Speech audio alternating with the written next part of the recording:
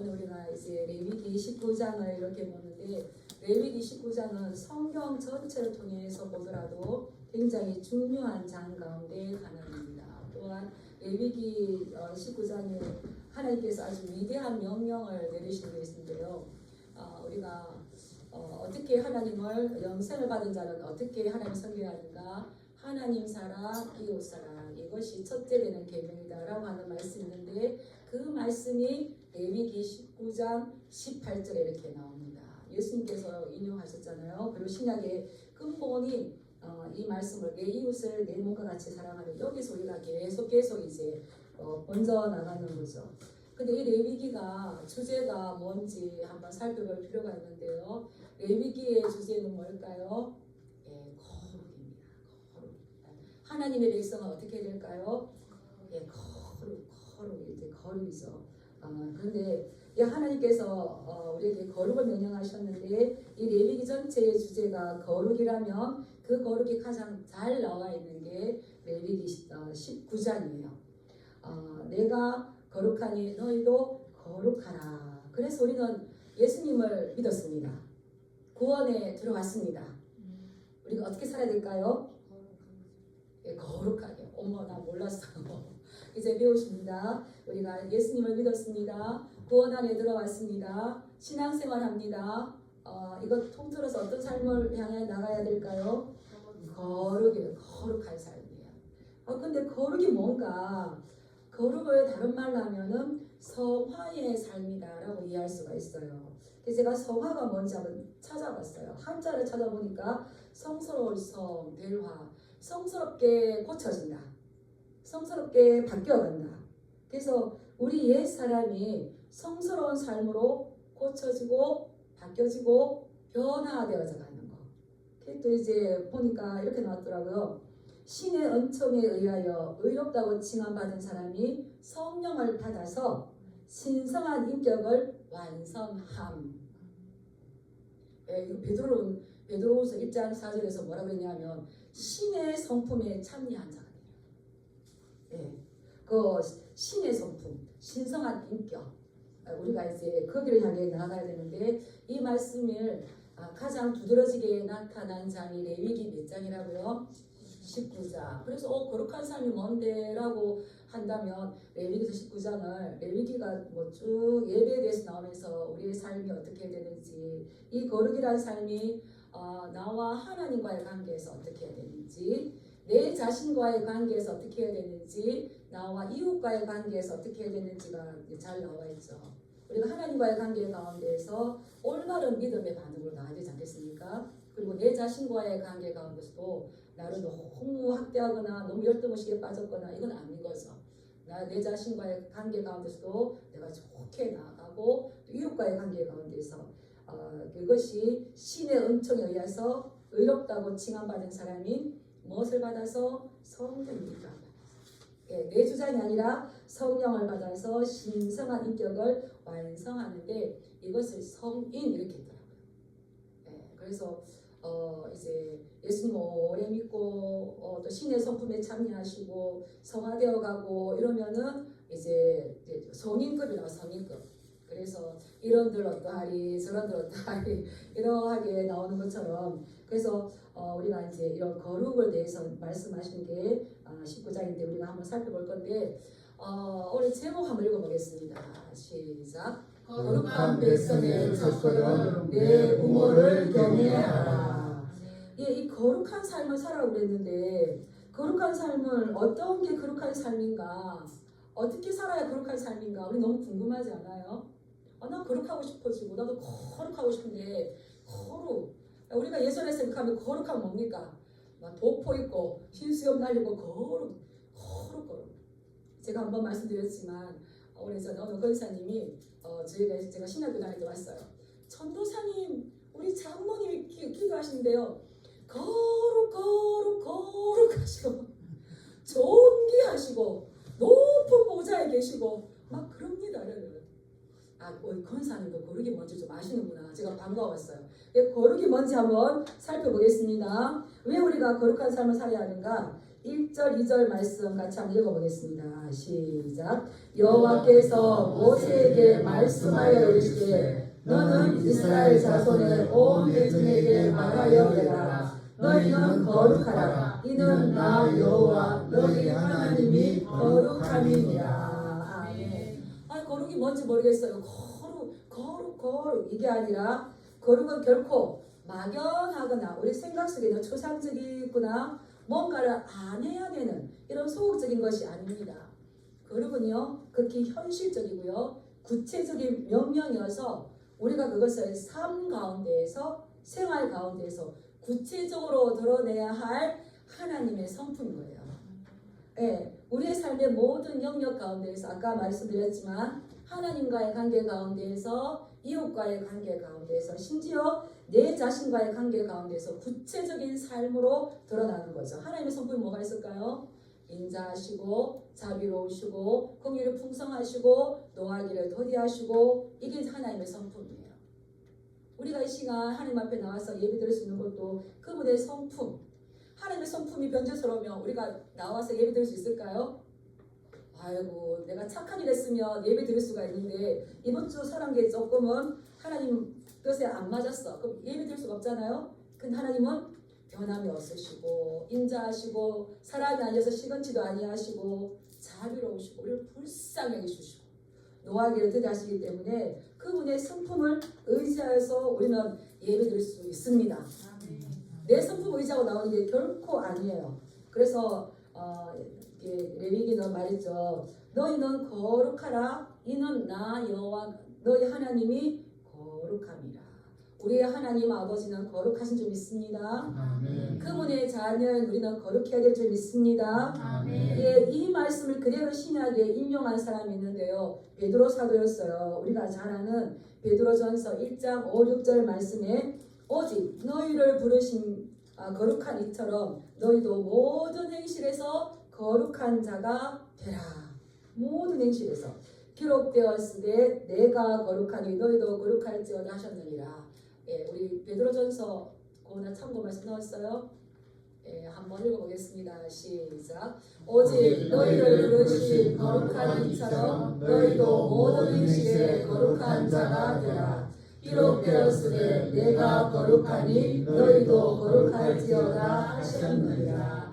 여기에서 기록되었으되 이것은 어디를 말하는 걸까요?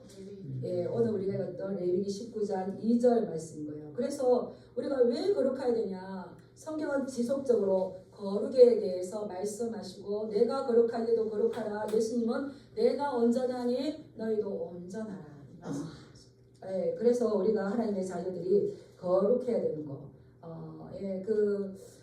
부모의 좋은 점을 닮은 자녀를 보면 부모가 한없이 기쁘죠. 근데 나의 안 좋은 점을 닮으면 막 속이 상한데 우리 하나님이 아주 좋으신 성품, 그 거룩한 거. 그래서 이 거룩이라는 거는 히브리어로 카도시, 신성하다 뜻이 있어요. 그런데 이것은 구별하다, 분리되다. 우리의 삶이, 우리의 생활이 이방인들과 불신자들과 교회 밖의 사람들과 뭔가 구별되어져야 되는 거죠. 그래서 하나님은 순결하시고 거룩하시고 죄가 없으신 분이기 때문에 우리도 죄와 부정한 것들로부터 분리되어져야 되고요. 죄와 구별되어야 될 줄 믿습니다. 근데 앙케이트 조사를 이렇게 하니까 교회에 다니는 사람과 교회에 다니지 않는 사람이 뭔가 다르냐 보니까 다른 게 별로 없었어요. 제가 신대원 다닐 때 이런 앙케이트 조사가 있었고 그때 발표한 걸 봤었는데 그렇구나. 정말 이제 우리가 정신 차려야 되겠다. 불신자와 신자의 노리와 이 가치관이라든지 선택하는 거라든지 많이 다를까요? 같을까요? 별 차이가 없다고 나왔어요. 우리 깨어나시길 축복합니다.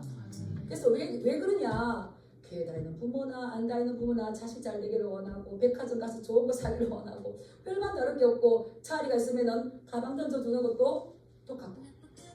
네, 그래서 우리는 제가 그때 많이 사실 이제 저도 이제 이 여자이기 때문에 많이 부끄러운 생각이 들었어요. 그래서 이 구별되어져야 되고 분리되어져야 된다. 그래서 이제 거룩한 삶이 어떤 건지 너무 친절하게도 하나님의 말씀을 우리에게 가르쳐 줍니다. 거룩한 삶이 뭔지 실천할 수 있는 것이 무엇인지 우리에게 가르쳐 주시는데요. 우리 3절 4절 말씀 한번 읽어보겠습니다. 시작. 너희 각 사람은 부모를 경외하고 나의 안식일을 지키라. 나는 너희의 하나님 여호와이니라. 너희는 헛된 것들에게로 행하지 말며 너희를 위하여 신상들을 구워 만들지 말라. 나는 너희의 하나님 여호와이니라. 아멘. 여기에서 이제 하나님의 선물, 거룩한 삶을 네 가지를 이야기를 해주고 있어요. 근데 내 부모를 공경하라, 안식일을 지키라, 헛된 것들에게 향하지 말라, 나 외에 다른 신을 내게 두지 말라, 예, 너를 위하여서 신상들을 우상을 만들지 말라. 어디서 많이 봤잖아요. 이게 뭘까요? 이게 10계명 중에 4계명이나 이 3절에 나와 있는 겁니다. 근데 제 1계명이 뭡니까? 너는 나 외에 다른 신을 내게 두지 말라. 제 2계명이 너를 위하여서 새긴 우상을 만들지 말고 그것에게도 절하지 말라. 그리고 네 번째가 안식일을 기억하여 거룩하게 지키라. 그리고 내 부모를 공경하라. 이렇게 나왔어요. 근데 거룩한 삶에 대해서 말씀하실 때에는 놀랍게도 첫 번째가 뭐가 나왔다는 겁니까? 너희 각 사람은 부모를 경외하고, 내 부모를 경외하라가 하나님을 경외하라보다 앞에 나왔다는 겁니다. 충격적이지 않습니까? 네. 하나님을 어떻게 섬기고 하나님을 어떻게 경외하고 어떻게 예배하고 이것이 나오고 난 다음에 내 부모를 공경하라가 나올 수 있을 것 같은데 그렇게 되지 않았다는 거예요. 그래서 이 거룩한 삶, 내가 거룩하니 너희가 거룩한데 거룩한 삶의 첫 발걸음은 부모를 경외하는 거예요. 그래서 이것은 10계명이 나오는 출애굽기 20장 12절 말씀에도 나와 있습니다. 내 부모를 공경하라. 그리하면 내 하나님 여호와가 내게 준 땅에서 내 생명이 길리라. 또 에베소서에서도 바울이 말씀하셨죠.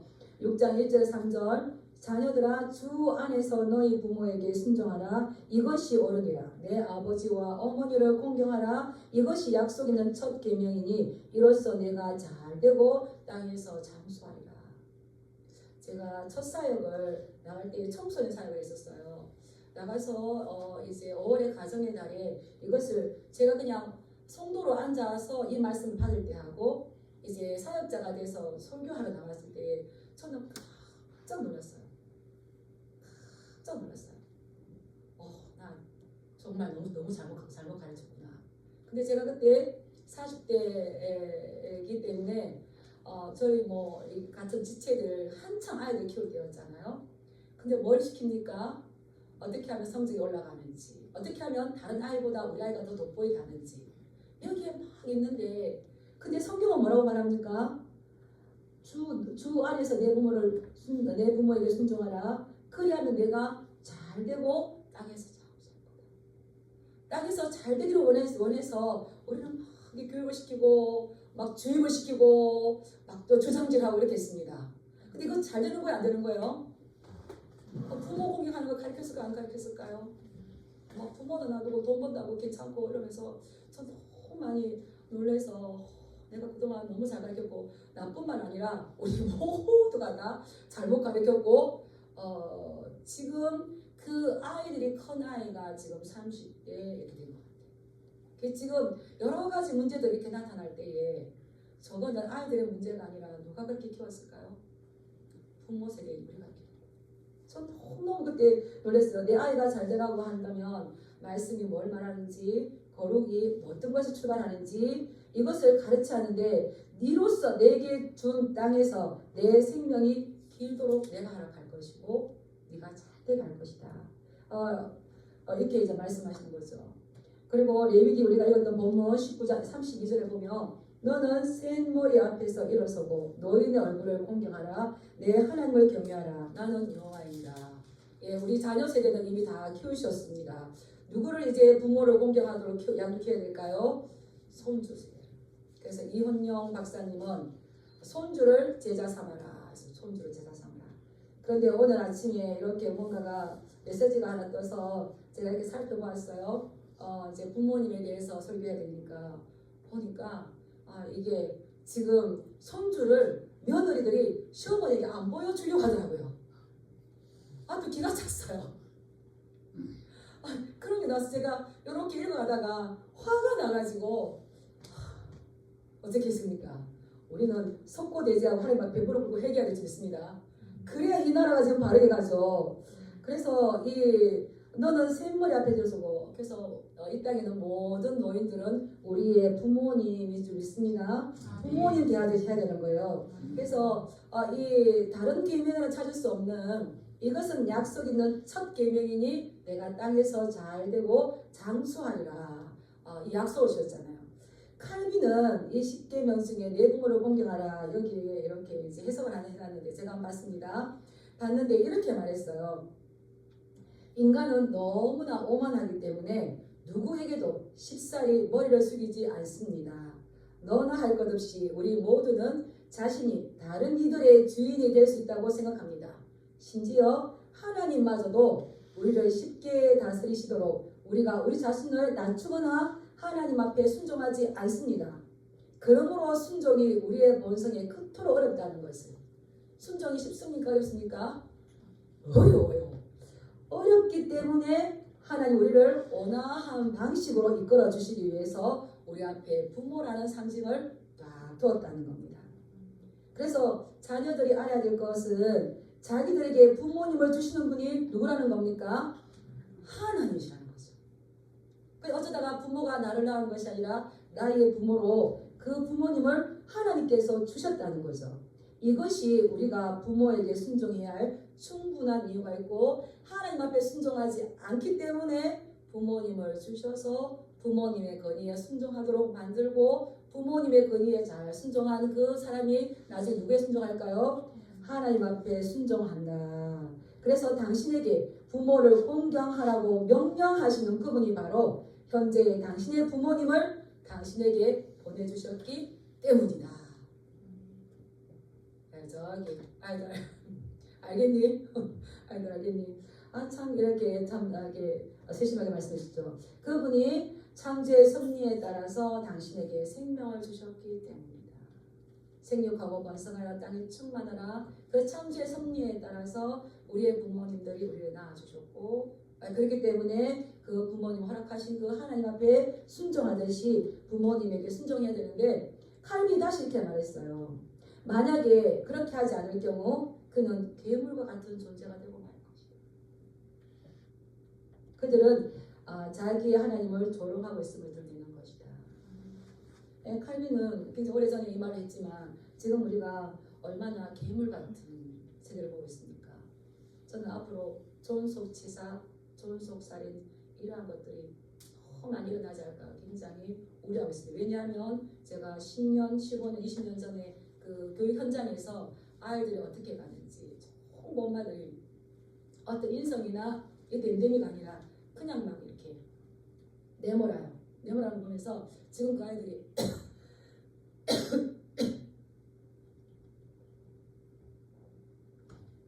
그 아이들이 이렇게 자랐죠.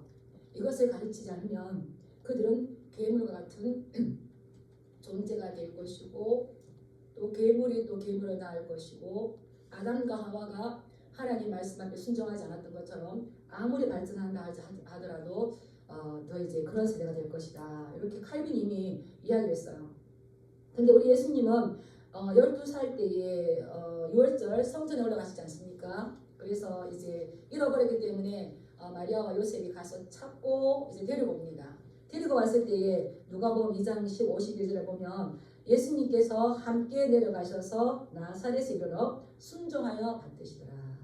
예수님은 그의 부모님을 순종하여서 받들었어요. 이 부모를 공경하면 하는 사람이 그 다음에 10계명을 줄줄줄줄이 지킬 수가 있는 거죠. 부모를 잘 공경하는 것을 실천하는 사람이 6계명 너는 살인하지 말라 할 수 있을까요? 없습니다. 부모를 잘 공경하는 사람이 너는 간음하지 말라, 가족 파탄을 가질 수 있을까요? 없는 거죠. 도둑질하지 말라, 거짓말하지 말라, 이웃집의 물건을 탐내지 말라, 이렇게 할 수 없는 겁니다. 그래서 이 부모 공경을 거룩의 첫걸음으로 둔 것은 이렇게 하는 것이 누구를 잘 섬길 수가 있는 겁니까? 하나님을 잘 섬길 수가 있는 거죠. 아직 기회가 있으신 분은 이것을 잘 하나님의 말씀을 잘 전해줘야 될 줄 믿습니다. 예, 그런데 바울은 에베소에서 말씀하실 때에 자녀들아 주 안에서 너희 부모를 공경하라 이렇게 했어요. 그래서 부모는 가정에서 하나님을 대표한다는 사실 잊으면 안 됩니다. 그래서 이 자녀 앞에서 부모는 누구의 성품을 드러내야 되는 겁니까? 하나님의 성품. 예, 노하기를 더디하시고 자비로우시고 인자하시고 이거죠. 그래서 바울은 골로새 성도들에게는 내 자녀를 노엽게 하지 말아라고 했어요. 저는 그 청소년 사역도 이제 굉장히 오랫동안 하고 아이들과 있으면서 보면서 또 우리 부모가 잘못된 것들을 애들을 노엽게 해요. 그리고 근위를 가지고 부적절하게 자기의 굴복시키려고 해요. 이렇게 하면 된다 안 된다? 안 되는 거예요. 따라하겠습니다. 하나님은 노하기를 더디하시는 분이시다. 우리가 이제 거룩의 성품이 나왔지만 하나님의 성품 가운데 노하기를 더디하면 부모들이 우리 어떻게 될까요? 예, 참을 인자를 몇 번 써야 됩니다. 그래서 노하기를 더디해서 노엽게 하지 않아야 그 아이의 마음이 낙심되지 않고 부모 속에 어떻든 그 표정을 보고 우리 부모님이 나를 사랑하시는구나. 그 자존감을 가지고 이렇게 살아갈 수가 있는 거죠. 이것이 어렵다 싶다? 어려워요. 그런데 이것은 성화를 이루어 가야 됩니다. 어렵지만 어려운 것을 해야 하는 것이 이것이 이제 거룩이죠. 예. 근데 우리가 3절 한번 읽어보겠습니다. 우리 이제 말씀 들어와서 3절 시작. 너희 각 사람은 부모를 경외하고 나의 안식일을 지키라. 나는 너희의 하나님 여호와이니라. 예. 여기서 이제 너희 각 사람은 부모를 경외하고 이렇게 나왔는데 이 히브리서 원어에 보면 부모라고 나오지 않고 어머니와 아버지를 경외하고 이렇게 어머니가 먼저 나왔어요. 보통 보면 남자가 먼저 나옵니다. 예, 아빠가 먼저 나오기도 하고 수컷이 먼저 나오긴 하죠. 여기서는 특별하게 원어 히브리에 보면은 너희 어머니. 그래서 제가 세번역 성경을 보니까요, 세번역 성경에 이렇게 나왔습니다. 너희는 저마다 어머니와 아버지를 공경하라 이렇게 나왔어요. 그래서 이 어머니와 아버지, 왜 어머니를 먼저 말했을까요? 예, 이건 아주 강조하는 의미가 있는데요. 워즈워드라는 신학자가 이렇게 말했더라고요. 어머니는 사회와 가정에서 행복의 기초이기 때문이다. 예, 저희 친정어머니가 조카 3명을 키웠어요. 제 숙모님이 일찍 돌아가셔가지고 그러시면서 항상 하셨던 말씀이 엄마 없는 자녀처럼 불쌍한 게 없다. 엄마 없는 자녀들. 예, 좀 아빠가 안 계시면 그러면 계셔야 되겠지만 어머니 없는 자식처럼 불쌍한 게 없다. 이렇게 이야기하더라고요. 어머니는 모든 사회에서 이 행복의 기초입니다. 예, 그래서 이 어머니를 앞세워줬어요. 근데 왜 그러냐? 이 가부장적인 사회지 않습니까? 우리나라도 요즘 그렇지만 이 가부장적인 사회에서는 아버지가 보다 어머니가 더 연약해요. 그래서 어머니가 자식으로부터 경외함을 받기가 쉽지 않아요. 오늘 우리가 교동문을 읽었는데 여기 잠언 말씀에서도 그 다윗이 그 솔로몬에게 이렇게 말하죠. 너를 낳은 아비에게 청정하고 내 늙은 어미를 경히 여기지 말라. 내 늙은 어미를 존대하라. 이렇게 이야기하는 겁니다. 그래서 이것은 하나님께서 연약한 어머니에게 대한 배려와 존중을 주는 거죠. 제가 성경 이렇게 말씀을 보니까 법으로 만들어 놓은 것은 특별해요. 쉬운 거는 법을 안 만들어 놓으셨더라고요. 자녀를 사랑하라 안 만들어 놓았잖아요. 나그네와 고아와 가부를 존대하라. 왜 그럴까요? 이거를 법으로 만들지 않으면 힘 있는 사람들이 얼마나 나그네와 고아와 가부를 홀대하겠습니까? 그것처럼 하나님께서 이것을 내 늙은 어머니, 노년에 있는 어머니, 연약한 어머니를 경외하라. 이 경외하라는 말도 또한 살펴볼 필요가 있는데요. 내 부모를 공경하라, 내 부모를 경외하라. 공경하다, 경외하다는 카베드, 야리라는 말을 쓰는데요. 이것은 하나님께만 쓰는 겁니다. 하나님을 공경, 경외. 우리 누가 씁니까? 하나님께 쓰잖아요. 근데 여기서는 내 부모를 뭐하고? 경외하고. 애기 카베드라는 말은 무겁다는 뜻이거든요. 공경하다는 뜻도 있는데 무겁다는 뜻이 있어요. 어머니가 하시는 말씀을 어떻게 받아들여야 될까요? 경솔하게 하지 말고 무겁게 신중하게 받아들여야 되는 거죠. 그리고 그분의 말씀을 지키지 않았을 때에 야레라는 말은 두려워하다는 말도 있어요. 우리 하나님 앞에 말씀드릴 때 두렵고 떨림으로 너희의 구원을 이루어 나가라 이렇게 하잖아요.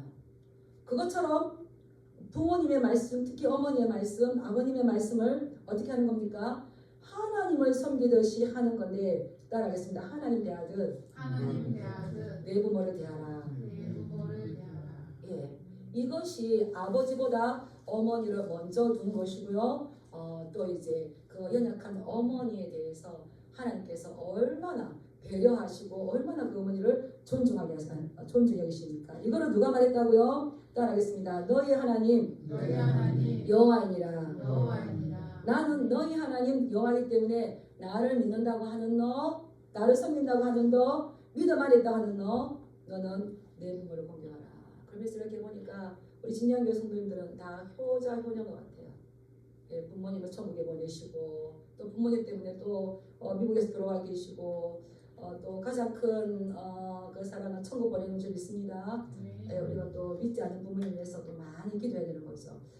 그래서 이 귀한 생명의 말씀 주시면서 너희가 거룩하게 원하는데 그 하나님 섬긴다고 부모 아니고 그보다 더 첫 번째 순위에 내 부모를 공경하라. 그래서 예수님께서도 요한복음 20장에 보면요. 십자가에 달리셔서 그 어머니에 대한 이 배려와 존중을 나타냈어요. 십자가에서 가산치성의 세 번째 말씀 뭡니까? 요한이 그 옆에 있는 걸 보시고 여자여 보소서 아들입니다. 이제 남편도 없고 큰아들 격인 예수님마저도 십자가에서 비참하게 돌아가셨을 때에 그 남을 어머니를 생각하는 거죠. 그래서 그 십자가에서 가시관 쓰고 못 박혀서 그 만시창이 된 그 몸을 가지고 누구를 바라보시는 겁니까? 밑에서 훌쩍 울고 있는 그 마리아를 보시고 이렇게 말씀하시죠. 여자여 이제 나 대신 아들들입니다. 그리고 요한에게는 뭐라 그럽니까? 보라 내 어머니라. 이렇게 우리 예수님께서도 받들어 순종하셨을 뿐만 아니라 마지막까지 그의 연약한 어머니를 또 생각하면서 이 거룩에 대한 이 말씀을 완수해 주셨죠. 그래서 우리가 왜 부모님을 공경해야 됩니까? 부모님 공경을 통해서 누구 공경까지 배울 수가 있습니까? 하나님 공경까지. 그리고 하나님의 권위에 순종할 수 있습니다. 이것이 하나님을 닮아가는 거룩한 성품에 참여하는 것이고요. 우리가 내가 예수님 믿는다, 거룩한 삶을 드러내는 것은 노쇠한 부모님에 대한 우리의 태도가 이렇게 달라야 된다는 것도 한번 기억하면서 정말 우리의 이 자녀들, 우리 후대들에게 이 생명의 귀중한 이 말씀을 전수해 줘야 되는데 참 안타깝죠. 에베소서 6장 1절 3절 말씀처럼 자녀들아 주 안에서 너희 부모를 순종하라. 이로써 내가 되고 내가 장수하리라. 이 말씀의 뜻을 생각하면서 우리도 또한 우리 부모님들도 가셨지만 주변에 계시는 부모님들 우리의 부모님처럼도 생각하고 대하면서 우리가 예수님께서 우리에게 주셨던 말씀 하나님께서 우리에게 주셨던 그 거룩의 삶 첫 번째 부모의 권위에 순종하며 부모를 대할 때에 하나님 대하듯이 하면서 우리의 모든 삶이 올바른 거룩 향해 나아가는 저와 여러분 되기 주님의 이름으로 축복합니다. 네, 기도하겠습니다.